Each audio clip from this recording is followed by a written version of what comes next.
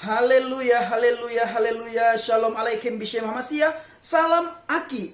Aku kabarkan Injil keselamatan. Bapak Ibu dikasih Tuhan, ketemu lagi dengan saya Evangelis Abraham Effendi Usman. Pada kesempatan hari ini Bapak Ibu, Evangelis akan membawakan sedikit renungan singkat kepada Bapak Ibu semuanya yang Evangelis kasih judul Dosa yang tanpa disadari oleh anak Tuhan. Anahnu menu hadim. Kita ini sangat istimewa. Saudara istimewa, saya istimewa, dan kita semua istimewa. Pertanyaannya Bapak Ibu, kenapa anahnu menu hadim? Kenapa kita sangat istimewa? Jawabannya Bapak Ibu, karena kita dapat perintah langsung dari Tuhan tentang perintah yang sangat luar biasa ini adalah amanat agung memberitakan Injil kabar baik, Injil kabar sukacita, Injil yang harus diterima oleh semua orang. Inilah setiap orang yang sudah menerima mandat dari Tuhan, yaitu amanat agung, maka orang itu, kalau evangelis katakan, adalah istimewa sekali. Kenapa? Karena tidak semua orang Bapak Ibu yang dapat perintah langsung dari Tuhan. Sebenarnya Tuhan ingin memberikan semuanya, ingin memilih semua orang untuk diberikan perintah amanat agung. Tetapi sedikit sekali orang yang mau merespon panggilan Tuhan itu.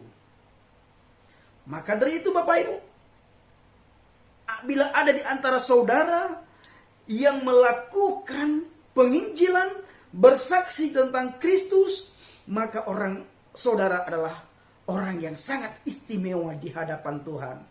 Bapak Ibu dikasih Tuhan, saya pada kesempatan kali ini Bapak Ibu bersyukur sekali kepada Tuhan.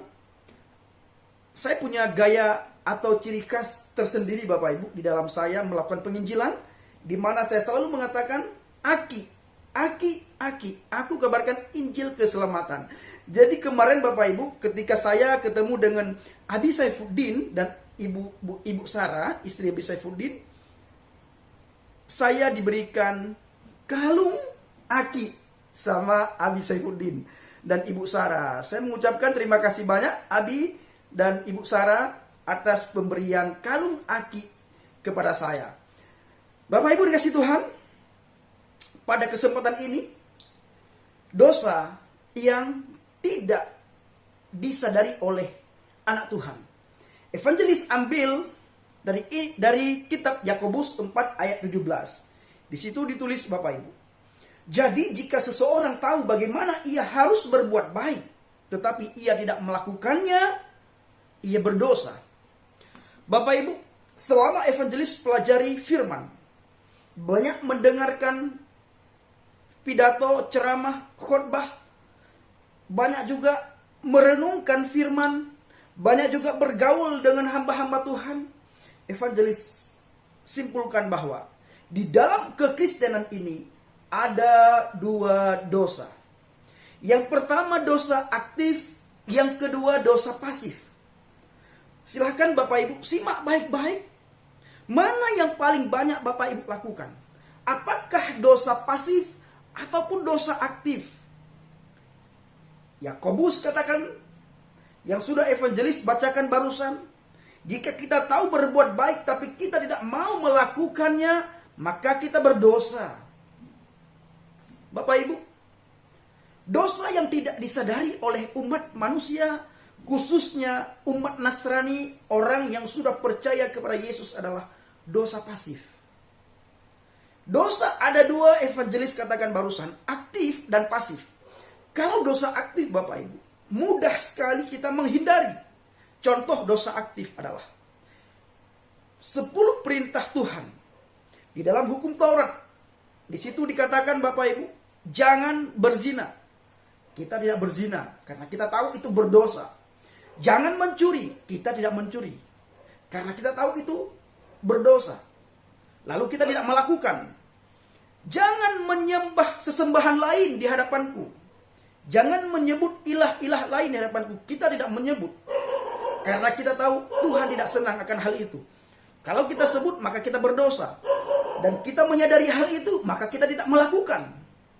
Lalu Bapak Ibu, evangelis, bacakan saja biar semuanya memahami dan mengerti tentang 10 perintah Tuhan.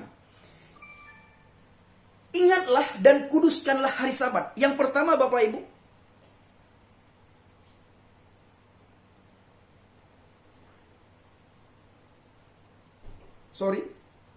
jangan ada padamu ilah lain di hadapanku. Kita tahu. Yang kedua, jangan membuat bagimu patung. Membuat saja jangan, kata Tuhan, apalagi menyembah. Dan kita tidak membuat dan kita tidak menyembah. Kalau kita membuat dan menyembah, maka kita berdosa. Dan kita tidak melakukan itu, maka kita tidak berdosa. Yang ketiga, jangan menyebut nama Tuhan lain dengan sembarangan. Jangan menyebut nama Yahweh Tuhanmu dengan sembarangan. Kita tidak menyebut. Dan kita juga tidak mengganti. Maka kita tidak berdosa. Ingatlah dan kuduskanlah hari Sabat. Yang kelima, hormatilah ayah dan ibumu. Jangan membunuh, jangan mencuri, jangan berzina, jangan mengucapkan saksi dusta tentang sesamamu. Jangan mengingini rumah sesamamu, jangan mengingini istrinya, atau hambanya laki-laki, atau hambanya perempuan, atau lembunya, atau keledainya, atau apapun yang dipunyai sesamamu. Ini Bapak Ibu, mudah kita pahami dan sering orang menghindari akan hal ini. Khususnya ini untuk umat Kristen, orang yang percaya kepada Tuhan.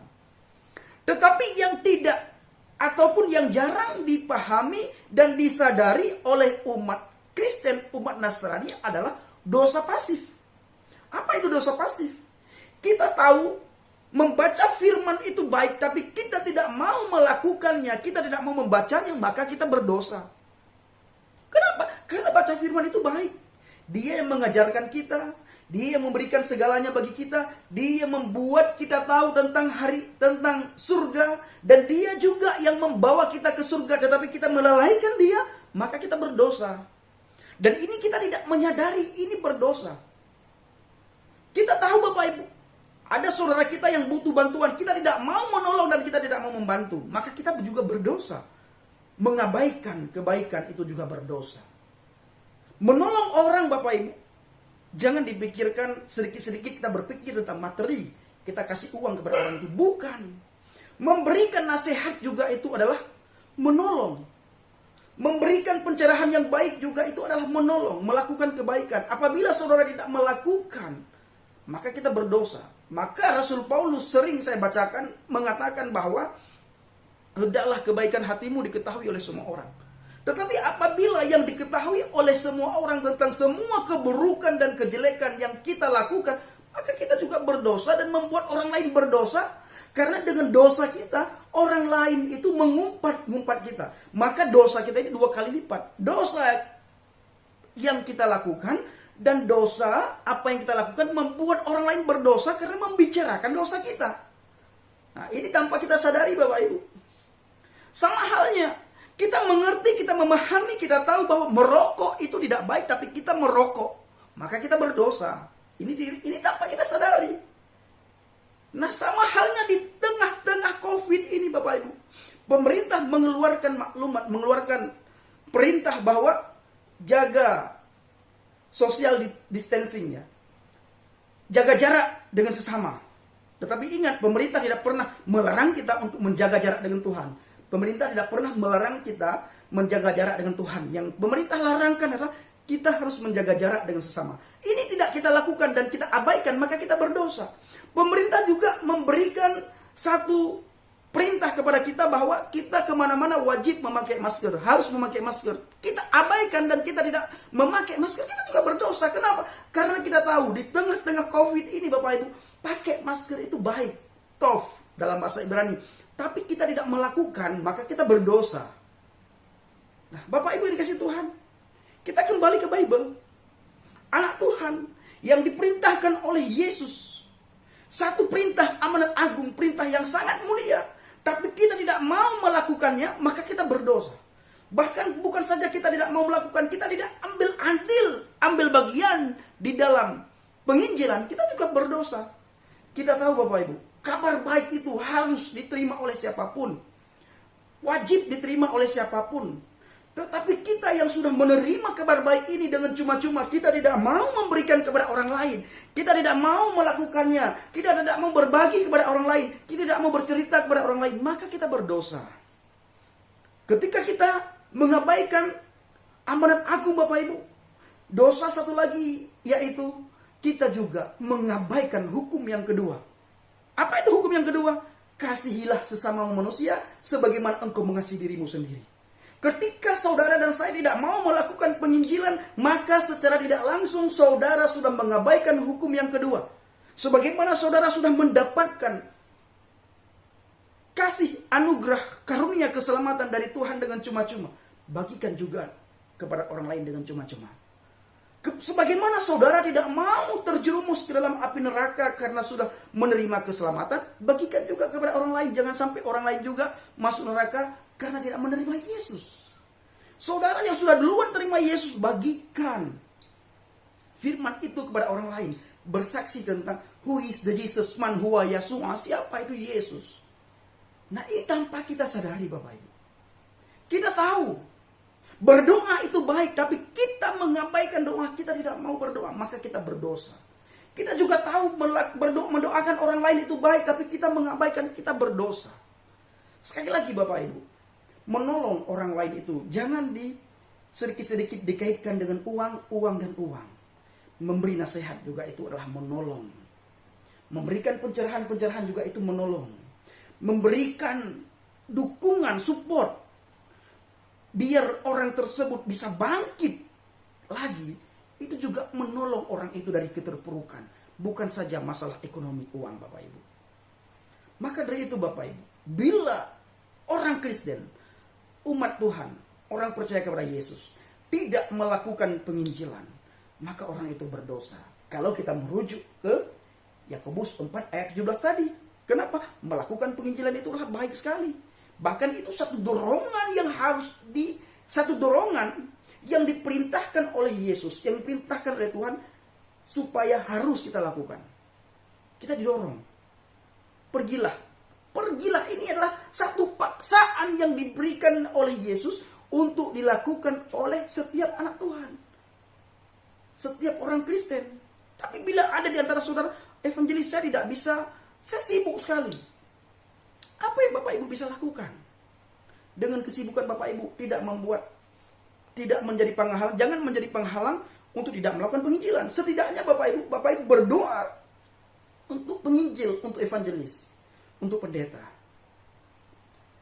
Ini Bapak Ibu, percayalah, Alkitab mengatakan, ketika saudara dan saya memberikan air 1 gelas bagi penginjil, bagi hamba Tuhan, bagi seorang nabi, bagi seorang rasul, maka upah saudara sama. Saudara tidak bisa melakukan berpergian karena saudara orang yang sibuk sekali, tapi saudara hanya memberikan segelas air minum bagi seorang nabi, bagi seorang penginjil, bagi seorang hamba Tuhan, maka upah saudara juga sama. Dan apabila saudara abaikan itu, maka sesuai dengan Yakobus 4 ayat 17 tadi, saudara berdosa. Bapak Ibu dikasih Tuhan, sekarang kita sudah memahami dan mengerti bahwa tanpa kita sadari, kalau evangelis bertanya, mana dosa yang paling banyak kita lakukan? Dosa aktifkah atau dosa pasif? Saya percaya Bapak Ibu pasti menjawab, kalau begitu evangelis, dosa pasif yang tanpa saya sadari banyak sekali saya lakukan, setiap hari saya lakukan. Benar Bapak Ibu. Saya juga menyadari hal itu ketika saya membaca kitab Yakobus 4 ayat 17 ini, saya merasakan betapa besar dan banyaknya dosa saya. Tapi kita percaya Tuhan yang kita sembah, Yahweh yang penuh kasih, Dia tahu hati kita. Yahweh yang kita sembah, Dia yang penuh kasih, yang kita kenal di dalam pribadi Adonai Yesus HaMasiah, Yesus Kristus. Dia memahami, mengerti, dan sangat mengetahui hati saudara dan saya. Jangan sekali-sekali Bapak Ibu sering mengatakan, saya ini adalah full timer. Tuhan tidak melihat full timer Anda. Tuhan tidak melihat full timer saya. Dan Tuhan tidak melihat full timernya kita untuk pekerjaan Tuhan. Tuhan tidak melihat full timer saudara untuk pekerjaan Tuhan. Tuhan tidak melihat full timernya saya untuk pekerjaan Tuhan. Tuhan juga tidak melihat full timernya kita di dalam kita melakukan pekerjaan Tuhan. Lalu evangelis apa yang Tuhan lihat? Yang Tuhan lihat itu adalah full timerkah hati kita bagi Tuhan? Tuhan ingin Bapak Ibu, hati kita full time bagi Tuhan. Full bagi Tuhan. Ini yang Tuhan mau. Hati kita full bagi Tuhan. Bapak Ibu dikasih Tuhan, saya percaya, saya yakin, sangat yakin, saudara pasti memahami dan sangat mengerti apa yang evangelis sampaikan pada siang hari ini. Terima kasih. Shalom alaikum bishem Masiyah. Salam Aki. Aku kabarkan Injil keselamatan. Bapak Yahweh bishem Adonai Yeshua Masiyah memberkati saudara dan saya. Haleluya. Shalom.